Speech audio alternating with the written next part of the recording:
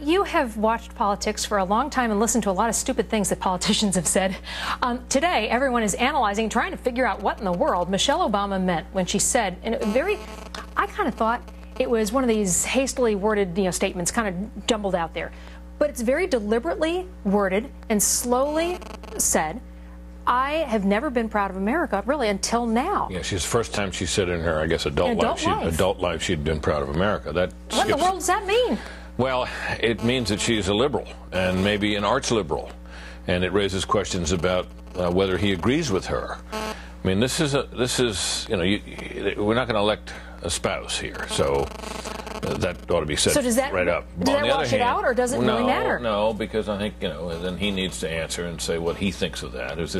For example, was he proud when the first President Bush ran Saddam Hussein's army out of Kuwait? Was he proud when the United States went to the rescue and did all that our Navy and other military forces did for the tsunami victims? Mm-hmm. Was he proud then? Indeed, one might ask her, you sure you weren't proud then as well?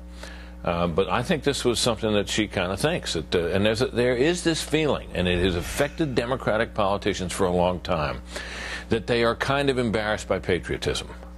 Yeah, I don't get that. There's a section of America that seems that way. Go back to the 1988 election. George H.W. Bush made a big deal out of the American flag and said he was supporting a constitutional amendment to ban flag burning and so forth. And it got ridiculous. To the point where one day he went to a flag factory and made a big deal out of it.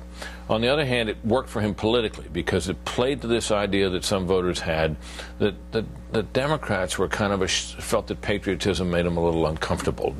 Public, outright, straightforward displays of patriotism they seemed to think were a little icky, and a lot of people don't feel that way. And does that hurt even more, perhaps, because of the way this election looks to play out when we're talking about how significant the independent vote is? Not the liberal, not the ultra-conservative, but the independent vote. How does it play out there? Well, one sense is that there are a lot of independents who have found out who before now in their adult lives have felt proud of America.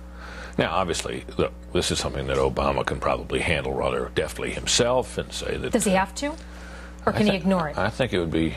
well, it depends on how much the McCain camp wants to make of it. Now, you saw Cindy McCain fires a shot saying that she's always been proud of her country, or whatever it was that she exactly said today. Well, that brings it into play.